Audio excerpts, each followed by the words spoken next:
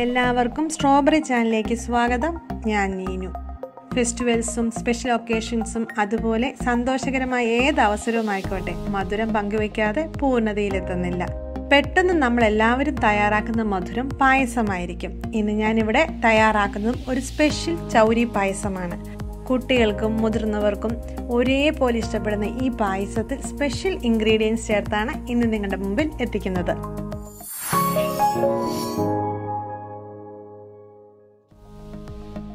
ചൗരി പായസം തയ്യാറാക്കുവാനായി ആദ്യം ഒരു ബൗളിലേക്ക് 1/2 കപ്പ് ചൗരി എടുക്കാം.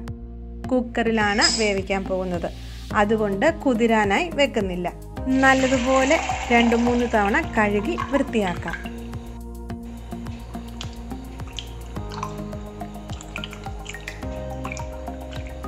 ഇനി കുക്കറിലേക്ക് ഇടാം.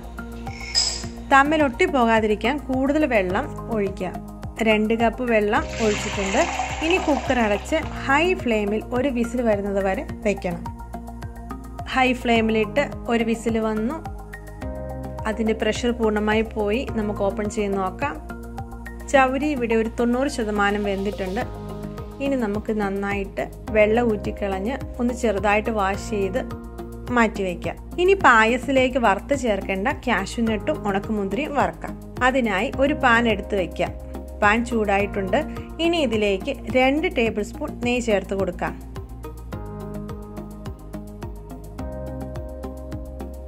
നെയ്യ് ചൂടായി. ഇനി 10-15 കാഷ്യൂനട്ട് നടുവേ പിളർന്നത് ചേർത്ത് കൊടുക്കാം. മീഡിയം ഫ്ലെയിമിൽ വെച്ച് ഇളക്കി കൊടുക്കാം. ഗോൾഡൻ ബ്രൗൺ കളർ ആകുന്നതുവരെ ഇളക്കി കൊടുത്തുകൊണ്ടിരിക്കുക. ഇപ്പോൾ പാകത്തിനായിട്ടുണ്ട്. ഇനി കോരി മാറ്റി വയ്ക്കാം. കുറച്ചുകൂടി കളർ തന്നെത്താനെ വന്നുകൊള്ളും. ഇനി കൂടുതൽ ഫ്രൈ ചെയ്താൽ വങ്ങിപ്പോകാൻ സാധ്യതയുണ്ട്. ഇനി കുറച്ച് ഉണക്കമുന്തിരിയാണ് ഫ്രൈ ചെയ്യാൻ പോകുന്നത്. എടുത്തു വെച്ചിരിക്കുന്ന ഉണക്കമുന്തിരി നമുക്ക് നെയ്യിലേക്ക് ഇട്ട് കൊടുക്കാം.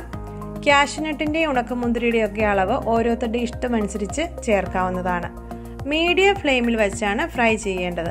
വീർത്ത് ഒരു ബൾബ് പോലെ വരുമ്പോഴാണ് കോരി മാറ്റേണ്ടത്. മുന്തിരിയും പാകത്തിന് ഫ്രൈ ആയിട്ടുണ്ട്. ഇനി കോരി മാറ്റി വയ്ക്കാം.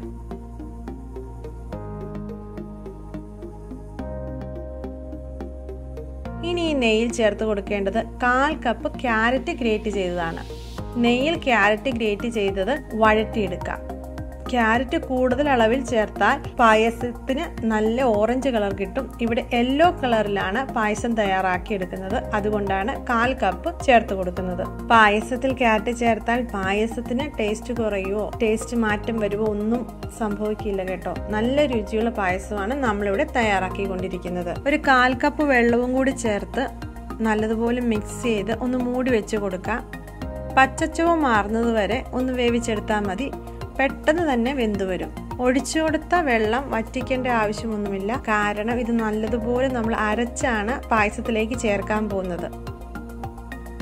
ഇവിടെ ഇപ്പോൾ ക്യാരറ്റ് നല്ലതുപോലെ ഒന്ന് വെന്ത് വന്നിട്ടുണ്ട്. ഇനി നല്ലതുപോലെ ഒന്ന് അരച്ചെടുക്കണം. അതിനായി മിക്സിയുടെ ജാറിലേക്ക് മാറ്റാം. 5 കാഷ്യൂനട്ടും കൂടി ഈ സമയത്ത് ചേർത്ത് കൊടുക്കാം. നല്ല വെണ്ണ പോലെ അരച്ചെടുക്കണം.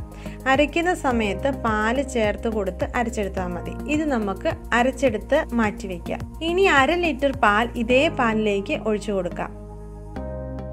ഇളക്കി കൊടുത്ത് തിളപ്പിച്ചെടുക്കാം. ഇങ്ങനെ ഇളക്കി കൊടുക്കുകയാണെങ്കിൽ അടിയിൽ പിടിക്കാതെയും പാട കെട്ടാതെയും തിളപ്പിച്ചെടുക്കാൻ കഴിയും. ഇപ്പോൾ പാൽ തിളച്ചു തുടങ്ങി. ഈ സമയത്ത് ക്യാരറ്റും കാഷ്യൂനട്ടും അരച്ചത് ചേർത്ത് കൊടുക്കാം. പാൽ ചേർത്ത് അരച്ച് എടുത്തതാണ് ഈ മിശ്രിതം. 1/2 കപ്പ് പാലും കൂടി ചേർത്ത് മിക്സ് ചെയ്താണ് ഈ മിശ്രിതം തയ്യാറാക്കിയത്. നല്ലതുപോലെ മിക്സ് ചെയ്ത് കൊടുക്കാം. ഇനി വേവിച്ച് വെച്ചിരിക്കുന്ന ചൗരി ചേർത്ത് കൊടുക്കാം. 90% വെന്ത ചൗരിയാണ്. വെള്ള കളർ മാറി ക്രിസ്റ്റൽ പോലെ എല്ലാം ആകുന്നതാണ് വേകുന്ന പാകം. ഇളക്കി കൊടുത്ത് വേവിക്കാം.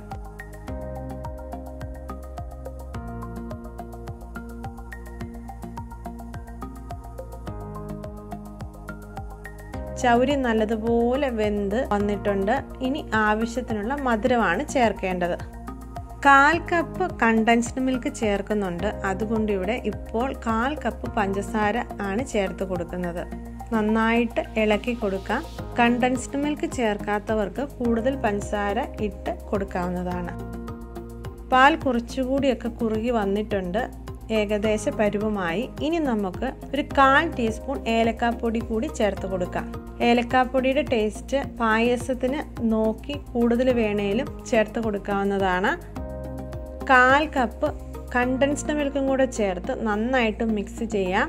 കണ്ടൻസ്ഡ് മിൽക്ക് എങ്ങനെ തയ്യാറാക്കാം എന്നുള്ളൊരു വീഡിയോ നേരത്തെ അപ്ലോഡ് ചെയ്തിട്ടുണ്ട്. താല്പര്യമുള്ളവർക്ക് കാണാവുന്നതാണ്. ലിങ്ക് താഴെ ഡിസ്ക്രിപ്ഷൻ ബോക്സിൽ കൊടുത്തിട്ടുണ്ട്. മധുരം നോക്കി രുചി അനുസരിച്ച് കൂടുതൽ ചേർക്കാം.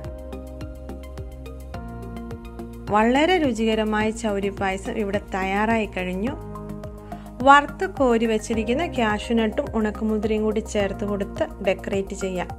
ഏത് സമയത്തും വളരെ പെട്ടെന്ന് തയ്യാറാക്കാവുന്ന, കുട്ടികൾക്കും മുതിർന്നവർക്കും ഒരുപോലെ ഇഷ്ടപ്പെടുന്ന ഈ പായസം നിങ്ങൾ തയ്യാറാക്കി നോക്കണം. നിങ്ങളുടെ അഭിപ്രായങ്ങൾ പറയണം, നിർദ്ദേശങ്ങൾ അറിയിക്കണം. ഞങ്ങൾക്ക് നൽകുന്ന പ്രോത്സാഹനമാണ് നിങ്ങളുടെ ഓരോ കമന്റ്സും. അതുകൊണ്ട് മറക്കാതെ കമന്റ് ചെയ്യുക. നന്ദി. വീണ്ടും കാണാം.